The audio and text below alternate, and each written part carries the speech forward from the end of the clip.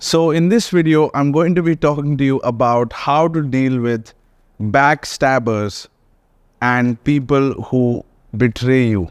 And this is, at some point in our lives, this has happened to everybody. And this is probably one of my favorite subjects because it has happened to me too many times. And I started to see some patterns around it, and then it stopped happening. And now I'm much better at it. How to deal with backstabbers, how to identify them, and how to deal with that. And this framework would allow you to avoid so much of pain, so much of trouble, and so much of loss of your life. Because when somebody betrays you, there is a life that you had invested in that person, and you invested it based on the fact that they would reciprocate, and they don't reciprocate, and you lose this piece of life that you're not going to get back. You can make a lot of money, you could compensate in many other ways, or you could try to compensate in many other ways, but time lost is gone forever.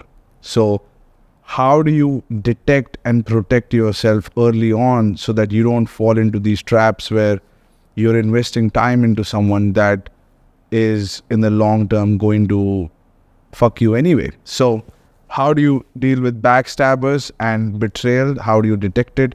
I'm going to be covering this in this video. First of all, backstabber would mean that you assumed that this person would have your back. And that itself is a faulty paradigm to come from, because we are taught from the beginning, since we are children, that friends are going to have your back, family is going to have your back, God is going to have your back, and your school system is going to have your back, college is going to have your back, your doctor is going to have your back, the healthcare system is going to have your back, education system is going to have your back, and your girlfriend and wife is going to have your back, and then finally your children will have your back. And at some point, all of these institutions have let us down, right?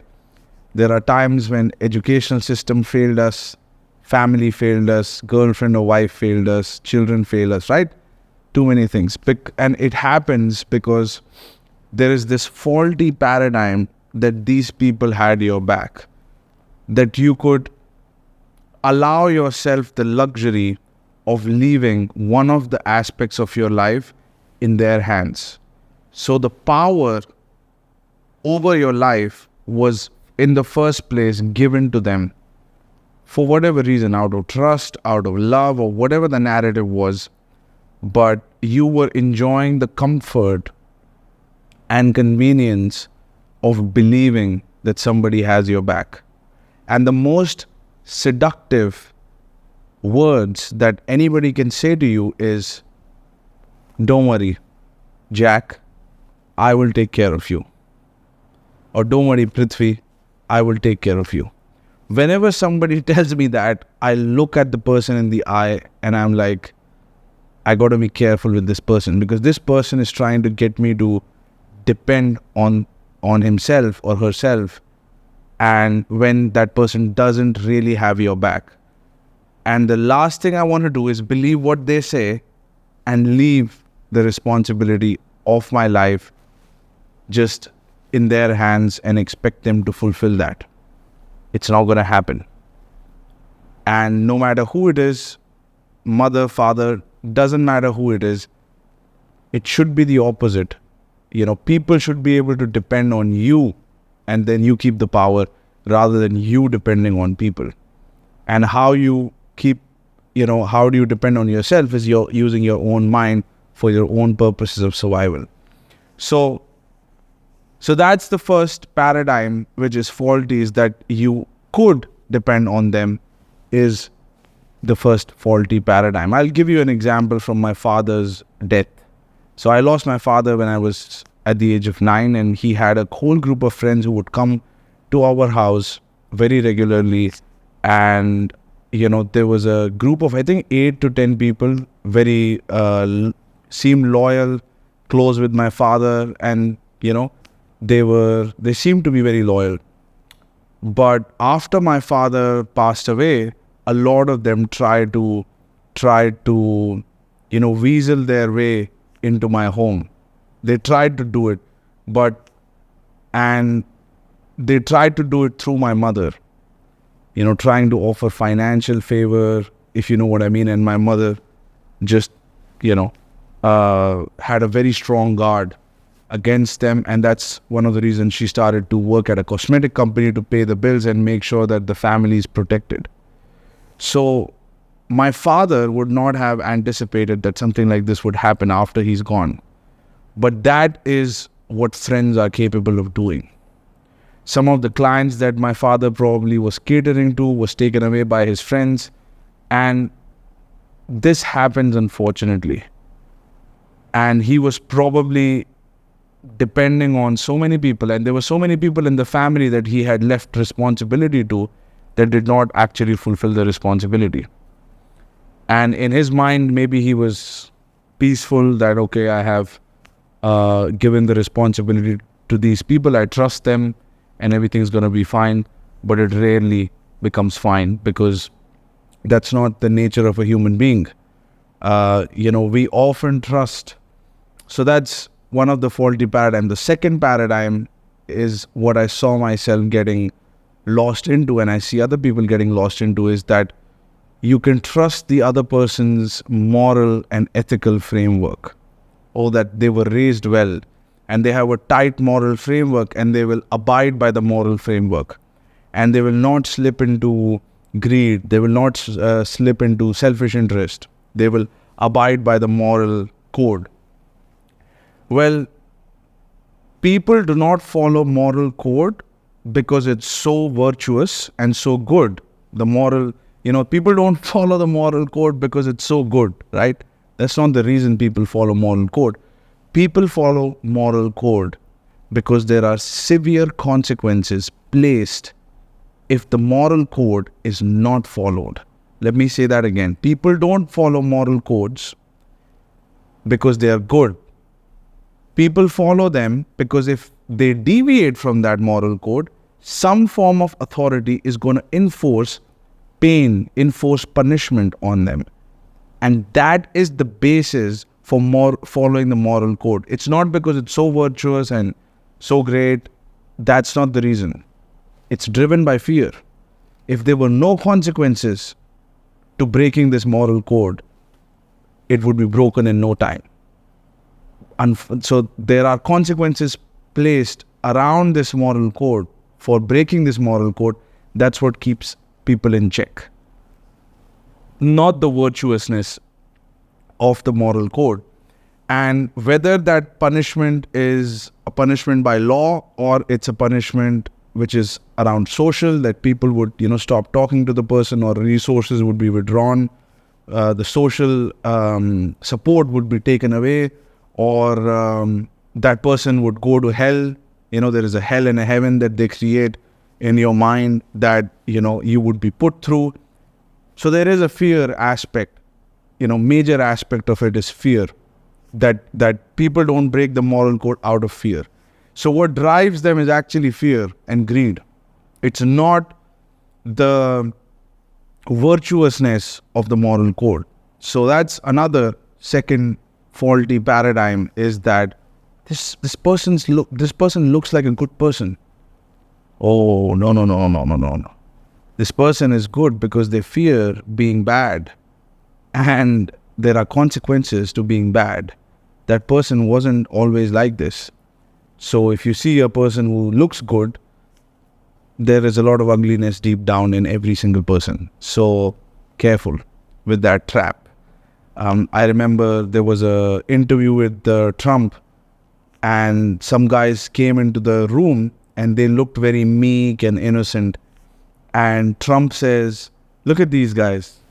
And he says, "Put the camera on them. Look at them. They look so meek and innocent, but I tell you, they're absolute killers." So everybody is a killer inside. You have to go beyond the disguise.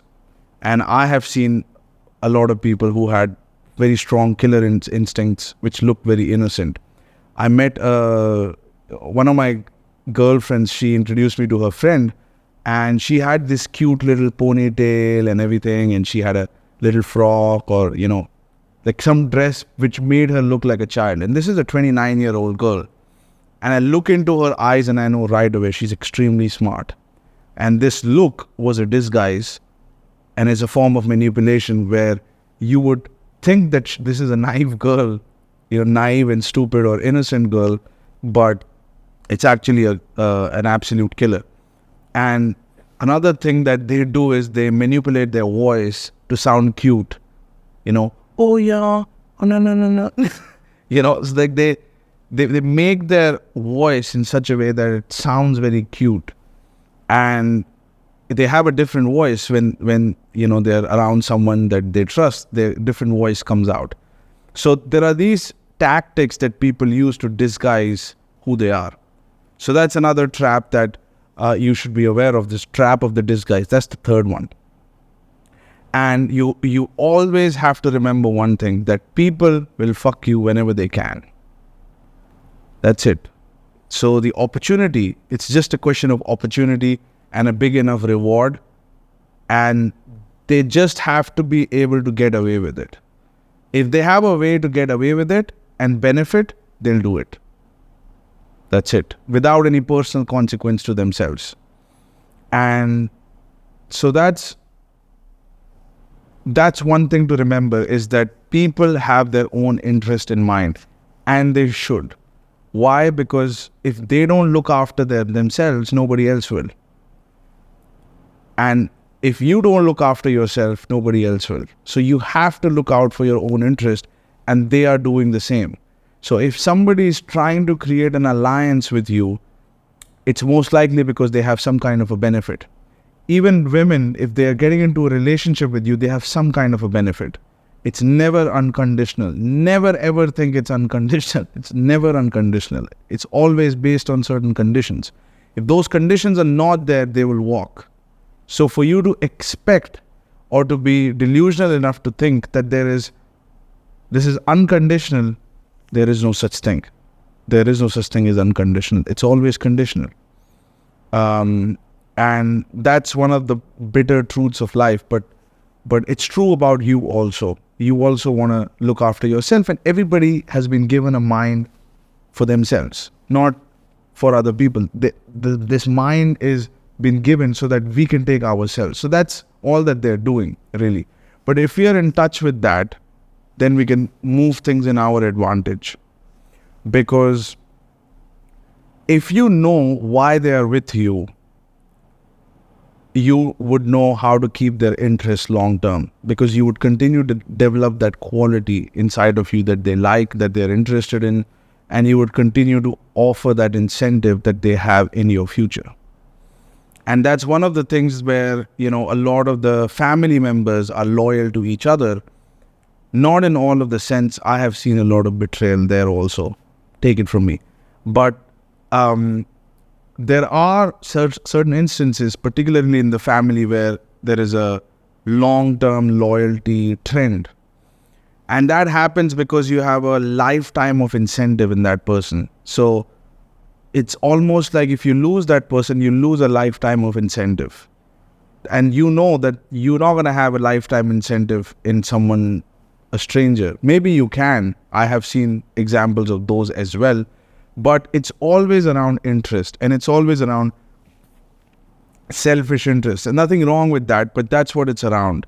It's not around moral ethics. So if you just try to trust or depend on someone that they would do the right thing, it's just not going to happen. People are not driven to do the right thing. People are driven to do what's best for them in that situation. And people are wired to move towards pleasure and away from pain. And people are wired to make themselves survive. And that's the whole game. So let's not pretend that this is going to be, it's any other way, or they're trying to be moral. They're being moral because, it's in their best interest to be moral. If they were not moral, there's going to be severe consequences. And that's it. So that's the reason for morality. Not because somebody is good. It's because there is fear involved. There is guilt involved that prevents them from committing a certain act. Remove the fear and guilt and see what happens. This whole place would become a mayhem and chaos. That's what something along the lines of what Joker says in The Dark Knight. And there is a lot of truth to that. So I would build a model of trust and a model of reliance, a paradigm of reliance based on their greed, based on their fear. I would not build a model based on how virtuous I think they are, because I know better. So I will build a model that they are going to be loyal to me as long as they have the interest in me. I know that they're going to be loyal to me as long as they have the interest in me. And as long as I remain valuable to them. To that extent, I can expect and rely on their loyalty. I cannot label them as a loyal person, that they're inherently loyal. No. The loyalty is based upon certain conditions. As long as I maintain those conditions, they'll be loyal to me. And as long as it is not profitable for them to leave me, they experience a loss leaving me, they will not leave me. Okay, if they lose something significant, something really valuable, it doesn't have to always be money. A lot of the times it's, a connection. It could be things that are intangible in nature that you are providing to the person that they get from you. The sense of emotional security or anything else that they get from you. This is from a personal relationship standpoint. Financial relationships, you got to have the financial incentive, and also the mission is very important, because a lot of the people are looking for purpose and to build something. It's not just about money. Is extremely, extremely important, but a lot of the times I've seen people also like to be part of something fantastic, something great, right? Something big. So that's also part of the reason why people collaborate with you. So if you build a model around this, that they would be loyal to me as long as they have an interest in me, then you have a healthy paradigm. And as long as I can make it more profitable for them over a long term to be with me, they're going to be with me. As long as they see that it's not anymore a profitable relationship, they would walk away. And when they do walk away, you know why they walked away. So it's not going to be a surprise, because you knew it from the beginning, and you knew that if these conditions are going to change, they're going to leave. So why would you be surprised? And you could have kept those conditions, but you didn't. And you knew what the consequences were, so it's fine. And it's not going to hurt as much because it was your choice. Because you could have maintained those conditions in the situation to keep them, but you could afford to let them go. So you did not keep those conditions. Maybe you wanted to do something else. There have been times where I have let people go because I wasn't willing to continue with the relationship. So I just let the conditions drop. Person left. I was absolutely fine with it. I knew it, in fact, before I even entered into the relationship, that one day this is going to happen. So I already knew at what time this person is going to leave. I orchestrated it. It's fine. As long as things are in your control, as long as you're not fooled, as long as you were not deceived, misguided, or manipulated in any way, it's fine. So to summarize, number one disguise was that people are not bound by moral code because it's a virtuous thing to do. People are bound by moral code because there are consequences to breaking that moral code. So they really fear is stopping them, or guilt is stopping them. So people are not as virtuous. Second is that they will associate with you based on their selfish interest. So you got to make sure you understand what those reasons are for them to associate with you, so that you can continue to add value if you value something in them. And then that's a trade. That's a trade-off. And whenever the synergy is gone, the relationship would not exist. You have to build a model based on that.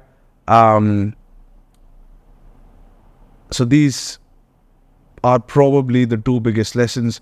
The third one would be aware of disguise. People are not stupid.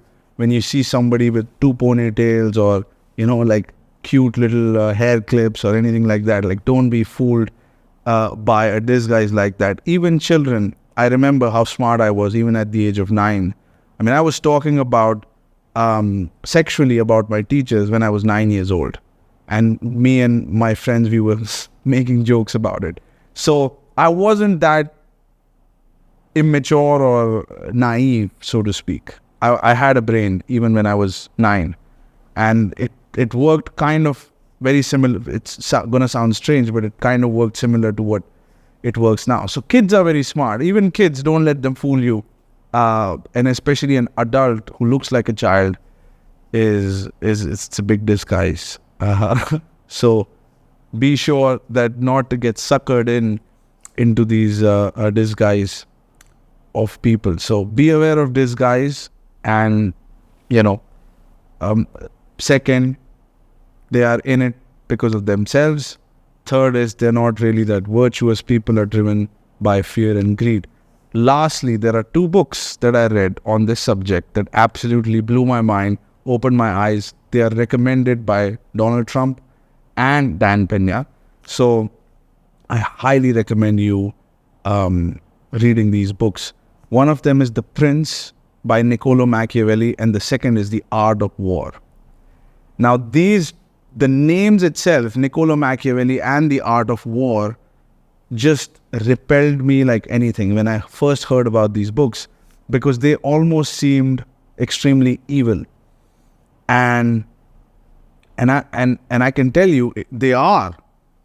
But the book is not about exercising evil on others. The book is about defending yourself from the evil. To defend yourself against something, you have to understand it. You have to understand its nature. You have to understand its maneuvers.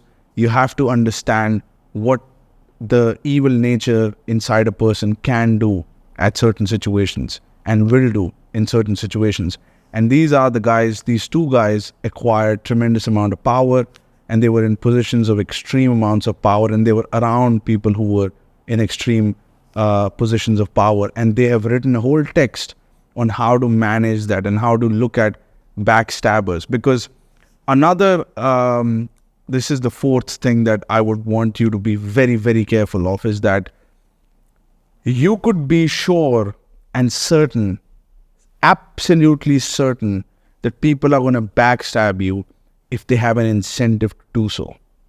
And the more money you acquire, the more position of power that you acquire, the bigger the incentive of people to take you down. Now there is a financial benefit to take you down and to take your position.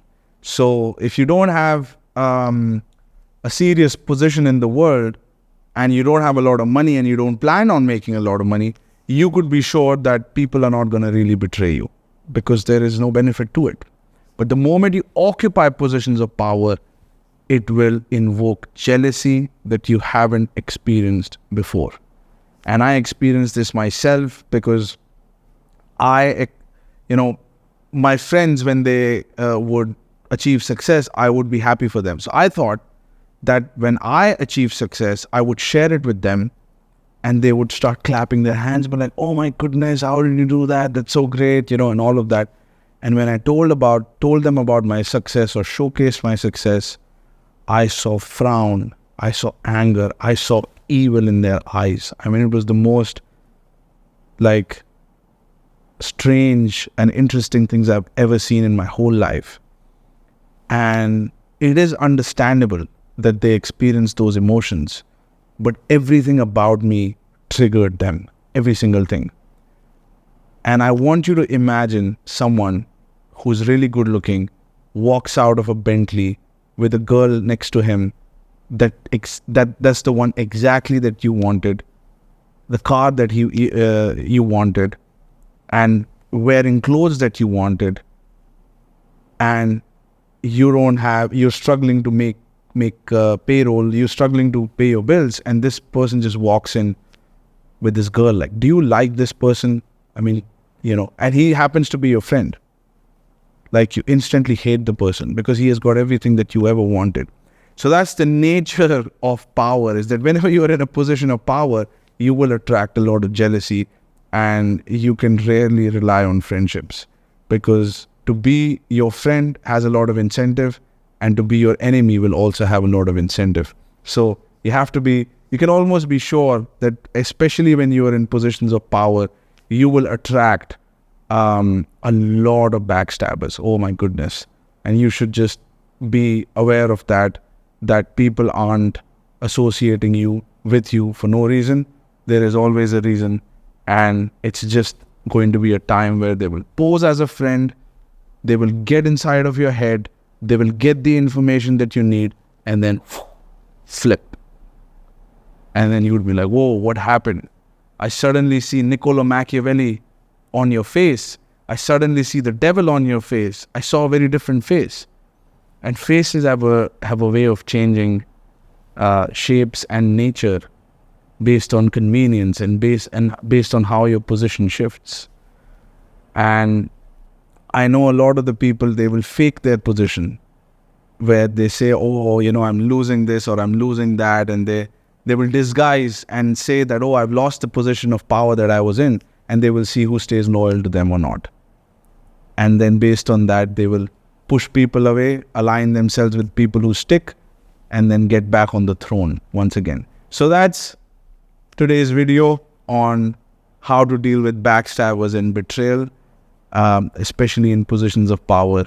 This is a very, very important lesson, to not trust anyone. That's the main point of the video. If you have to trust their fear, trust their guilt, trust their greed. And I would say fear and greed. Some people are just not guilty. So fear and greed, I would build a model to operate on that. I'll talk to you soon.